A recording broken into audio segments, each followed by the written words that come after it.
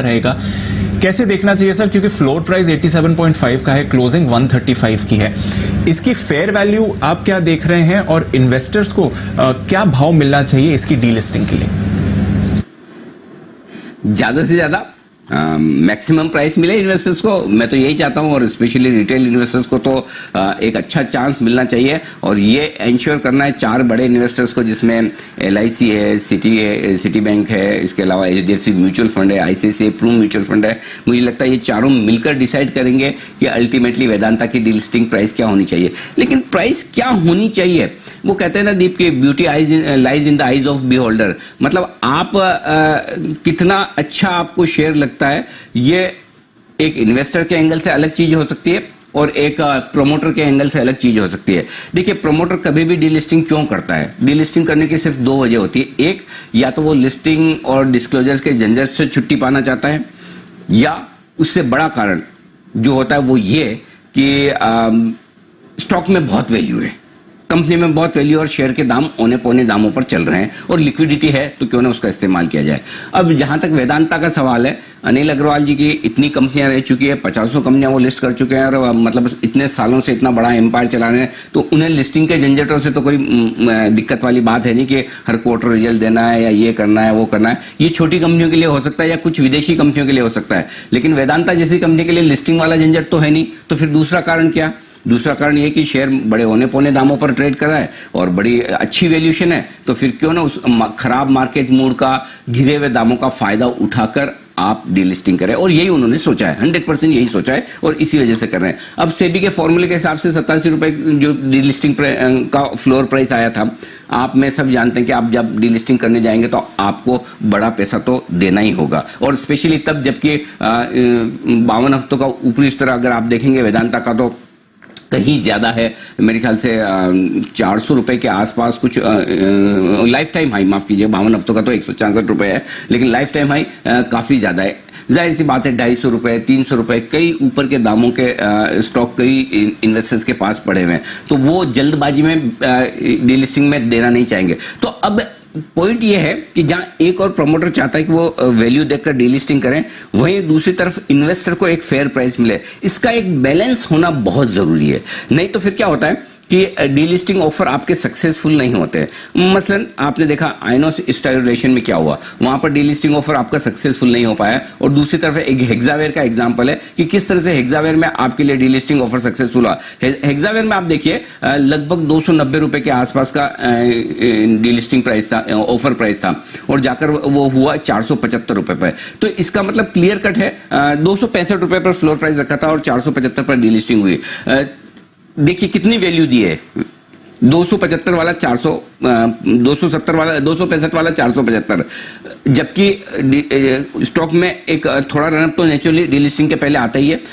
आइनोस स्टाइलेशन दूसरा केस है जहां पर 480 रुपए की फ्लोर प्राइस थी, लेकिन 1100 रुपए की प्राइस निकल कर आई और वो डीलिस्ट नहीं हुआ। तो दोनों तरफ जो हो रहा है वो सही नहीं है कि बहुत एक्सट्रीम अगर शेयर होल्डर्स डिमांड करें कि ये प्राइस होनी चाहिए तो भी डीलिस्टिंग नहीं होगा, और वापस सब फर्ज करेगा अगर वेदांता का डीलिस्टिंग नहीं होता है तो स्टॉक वापस हो सकता है 100 रुपए आ जाए, तब भी आपको नुकसान है।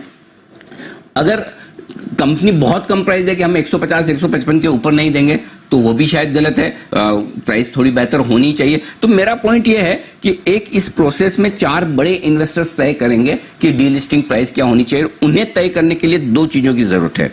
एक, वो किस बेसिस पे तय करेंगे, पहला उनकी कॉस्ट क्या है, उनकी एवरेज कॉस्ट वेदांता के शेयर की क्या है, उन्होंने क्या भाव में खरीदे, वो आंकड़ा मेरे पास में नहीं है, हमने कुछ कैलकुलेशन की, उसके दम पर एक अंदाजा लगा सकते हैं कि क्या प्राइस है। तो जाहिर सी बात है कोई भी लॉन्ग टर्म इन्वेस्टर है तो वो जरूरी नहीं कि लॉस बुक करना चाहे। हाँ, ये आप कह सकते हैं कि कुछ और बेहतर अपॉर्चुनिटीज हैं और वेदांता अगर डबल हो रहा है, 80 वाला 160 हो रहा है, तो क्यों ना हम बेच कर निकल जाएं, वो एक अलग कॉल हो सकता है। लेकिन फिर भी बड़े इन्वेस्टर हमेशा चाहेंगे कि जिस भाव पे मैंने खरीदा है भाई कम से कम मुझे वो भाव तो दो। आप डीलिस्टिंग करवा रहे हो, आपसे मैं जिंदगी भर आगे कभी कमा नहीं पाऊंगा, तो कम से कम मैंने जितना पैसा आपकी कंपनी में सोच के लगाया था उसमें तो मत नुकसान करो। तो उस हिसाब से अगर आप देखें तो 200 रुपए के नीचे डीलिस्टिंग होने की संभावना नहीं के बराबर है, क्योंकि ज्यादातर जो फंड्स हैं एक आध को छोड़ दें, बाकी फंड्स की कॉस्ट 190, 200, सवा 200 वहां तक आती है। तो उस हिसाब से अगर आप देखें तो डीलिस्टिंग की प्राइस बहुत ऊपर होनी चाहिए। दूसरी तरफ अगर आप देखें तो डीलिस्टिंग की प्राइस क्या वाकई में 200, सवा 200 रुपए हो सकती है, ये इस बात पर डिपेंड करता है कि प्रोमोटर्स कितने मजबूत है और उनके पास पैसा कितना है। और अगर लिक्विडिटी के सिचुएशन के लिहाज से और उनके पैसों के अरेंजमेंट के लिहाज से देखें तो कोई संभावना नहीं कि 200 रुपए में वेदांता डीलिस्ट कर पाए, क्योंकि जितनी फंड्स की अरेंजमेंट उन्होंने की, और चलिए मान लीजिए थोड़ा बहुत और भी कर लें, तब भी 170-75 के ऊपर की ताकत नजर नहीं आती। अब मैं अंडर एस्टिमेट नहीं करना चाहता, अनिल अग्रवाल साहब चाहें तो जुगाड़ भी कर सकते हैं पैसे का और आराम से मिल भी सकता है, और हो सकता है 200 रुपए की भी डीलिस्टिंग को वो पूरा करने की कोशिश करें। लेकिन अभी तक जो फंड रेज किया है या जो हो सकता है उसको देखते हुए लगता नहीं कि कंपनी में 170-75 के ऊपर डीलिस्टिंग करवाने की ताकत है। वो भी हो जाए तो बड़ी बात है। तो अब इन दोनों के बीच में ये रस्साकशी वाला मामला है। मेरा ये समझना है कि अगर वेदांता जैसी कंपनी, इतनी बड़ी कंपनी डीलिस्ट होती है तो शेयर होल्डर्स को एक अच्छा खासा प्रीमियम करंट मार्केट प्राइस पर भी मिलना चाहिए, और करंट मार्केट प्राइस से मेरा मतलब है 135-140 रुपए, और यहां से भी एक अच्छी प्रीमियम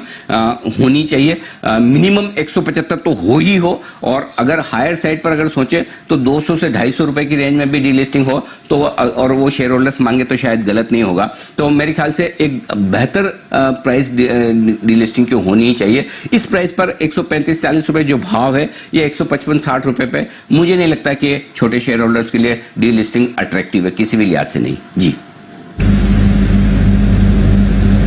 बिल्कुल अनिल जी, तो ये भाव तो अट्रैक्टिव नहीं है, यहां से भी एक बढ़िया प्रीमियम पर होनी चाहिए। तो फिर सवाल सर शेयर होल्डर्स का यही उठता है कि अगर मैं एक शेयर होल्डर हूं तो क्या मैं इस डीलिस्टिंग में पार्टिसिपेट करूं या नहीं करूं, मेरे को क्या करना चाहिए? इंतजार करिए, मैं बताऊंगा आपको कि आपको डीलिस्टिंग में पार्टिसिपेट करना है या नहीं करना है। कोई जल्दबाजी मत कीजिए दीप, कोई जल्दबाजी मत कीजिए डीलिस्टिंग में। अभी तो टाइम है, 9 तारीख को है, 9 तारीख यानी कितना, शुक्रवार है ना, तो आज तो सोमवार में ही है, हम बहुत टाइम है, आप चिंता मत कीजिए। मैं आपको कुछ डेवलपमेंट होने दीजिए कि किस तरह से बड़े इन्वेस्टर्स आगे अपना मन बनाते हैं इस डीलिस्टिंग को लेकर, उस पर हमारी नजरें, कई सारी कैलकुलेशन पर हमारी नजरें, कई सारे और डेवलपमेंट हो सकते हैं ग्रुप को लेकर जिस पर हमारी नजरें, और उसके बेसिस पर मैं आपके पास शेयर पड़ा है ना, आप पड़ा रहने दीजिए, कुछ मत कीजिए, आप कुछ मत कीजिए, इंतजार कीजिए। आप अपनी तैयारी रखिए कि जरूरत पड़े तो डीलिस्टिंग पे मुझे शेयर देना है तो मुझे 9 तारीख को देना है, उसकी भी तैयारी ना रखें तो भी कोई बात नहीं, आप छोड़ दीजिए। आप ये समझ लीजिए आपके पास वेदांता है ही नहीं और आप मेरे भरोसे छोड़ दीजिए। मैं सिंपल आपको कह रहा हूं और पूरे भरोसे से कह रहा हूं। जब मैं इतनी बात कह रहा हूं कि आप मेरे भरोसे छोड़ दीजिए, तो मैं जानता हूं मैं जिम्मेदारी के साथ इन शब्दों को कह रहा हूं। आपको डीलिस्टिंग में नुकसान ना हो उसकी मैं पूरी कैलकुलेशन आपको दे दूंगा। डीलिस्टिंग हो तो क्या, ना हो तो क्या, प्राइस क्या है, उसमें आपको किस तरह से फायदा हो सकता है, इन सब की कैलकुलेशन हम करेंगे। तो आप बिल्कुल निश्चिंत रहें, एकदम कोई स्ट्रेस ना लें। और मैं फिर आपको कहूंगा, कोई हड़बड़ी में कहीं भी किधर भी किसी को भी सुनकर ये डिसीजन ना लें कि मुझे डीलिस्टिंग में 150 में टेंडर कर देना है, 250 में कर देना है, 200 में कर देना है या 250 में तो कर ही दूं। देखिए, पहली चीज समझ लीजिए, आप रिटेल इन्वेस्टर हैं, आपके शेयर देने नहीं देने से डीलिस्टिंग प्राइस तय नहीं होती। डीलिस्टिंग प्राइस और डीलिस्टिंग होना या नहीं होना ये आपके हमारे हाथ में है ही नहीं, ये जिन लोगों के हाथ में है उन्हें तय करने दीजिए। और उनमें 4-5 बड़े फंड हैं, FIs हैं, उन्हें तय करने दीजिए कि वो डीलिस्टिंग क्या प्राइस में कराना चाहते हैं। और आप निश्चिंत रहिए, आपको डीलिस्टिंग पर नुकसान नहीं होगा। अगर डीलिस्टिंग होती है तो किसी हिसाब से आपको कोई नुकसान नहीं होगा, आपको वो प्राइस मिल जाएगी, आराम से मिलेगी, शांति से बैठिए। तो दीप, इंतजार कीजिए मेरे अगले कॉल का वेदांता पर, और मैं आपको एकदम ठोक बजाकर बिल्कुल अच्छे से मैं बताऊंगा कि आपको वेदांता की डीलिस्टिंग में क्या करना है। अभी आपके पास वेदांता के शेयर हैं, पड़े रखिए और कुछ मत कीजिए। Point taken. तो अनिल जी, आप पर पूरा भरोसा है इस बात के लिए, जल्दी अनिल जी आपको बताएंगे कि आपकी डीलिस्टिंग की स्ट्रैटेजी होनी चाहिए। फिलहाल जल्दबाजी करने की कोई जरूरत नहीं है, भरोसा रखिए, जल्दी आपको अनिल जी बताएंगे आपकी डीलिस्टिंग स्ट्रैटेजी क्या होनी चाहिए। तो ये तो